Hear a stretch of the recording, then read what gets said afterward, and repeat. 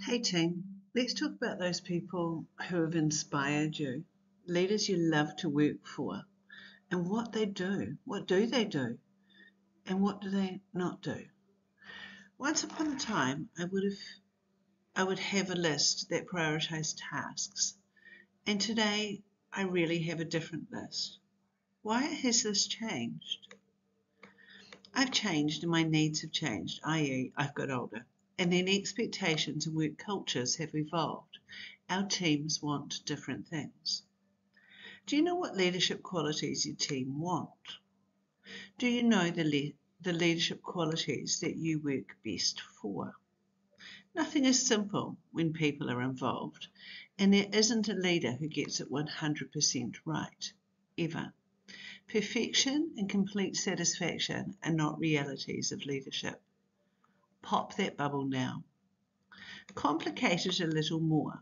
Different people and different profiles need different things from their leaders. In all of this, we can get things a lot more right if we do a few simple things. I have three most favourite bosses in my universe: Mr. Kelvin Squire Extraordinaire, Miss Moza Elmira, and my dear Miss Susie Ballantyne.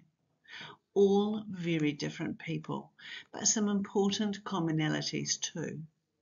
All influenced me at very different stages of my career. I worked with Kelvin when I was early in leadership, leading my first big team in a teaching and leading role. I was all of 25 years old and in my third education job, my second in leadership. He taught me to lead. He taught me compassion. He taught me to read, and he introduced me to the book that was always in my bag. He was visionary, was most comfortable walking against the norm to meet the needs of learners.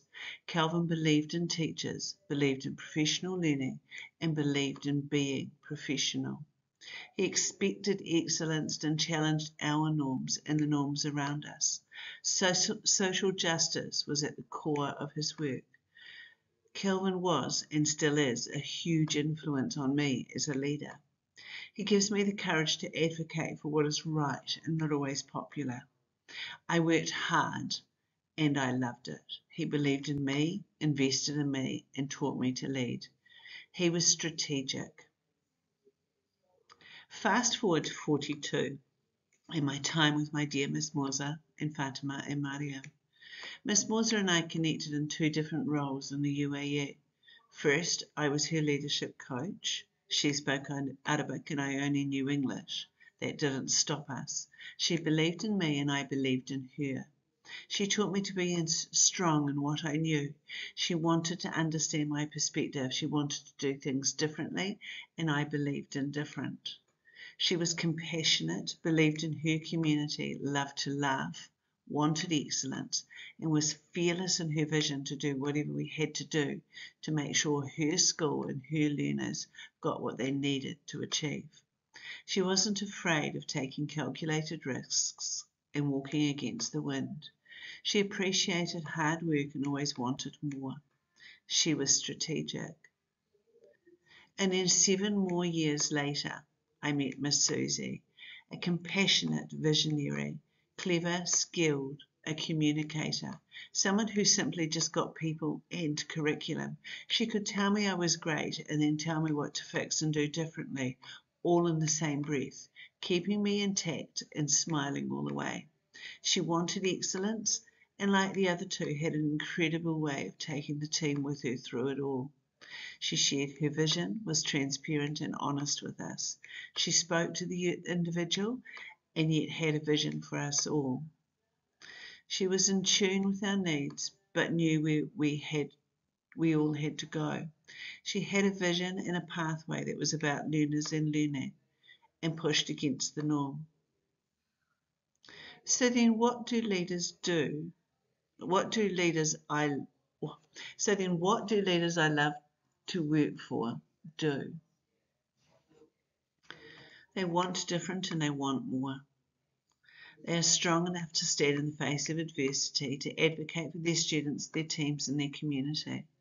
They're strategic, ideation. They think outside of the norm.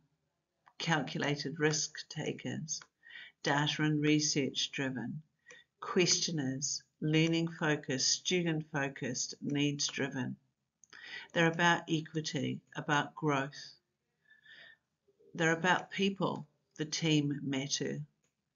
They are challenging. Working from the heart, they care. They walk their talk. They're credible and authentic. Set high expectations. Have an inner strength and self-belief that they share and encourage in others. For me, there are other leaders, other inspiring leaders that have really helped me along. People that I grow with each day. Ondi, Kiriana, Jenny, Naomi, Othaba, Cam, Fatima, Mariam, Saj, Ash, Bronnie, Alistair and Niti, my tribe of thinkers and questioners. I give thanks for these people. You know, my Saj challenges me every day, so reflective, questioning and driven by ethical practice. These are my people who inspire me, who push me and probe me. Who inspires you? As Tracy Ezard puts it, they all had ferocious warmth. Read it. If you can be ferocious and warm in the same package. What do our teams want? Leaders who know their stuff, leaders who want more and are prepared to show us and teach us how, and leaders who truly care. Leaders who tell us how it is.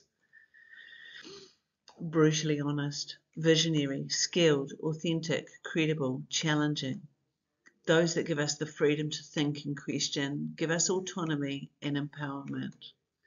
What you don't see here are meetings, lists, inspections, examination, textbooks, emails, agendas, compliance, frameworks, rubrics, control, and micromanagement. Who inspires you? What type of leadership drives you to excel?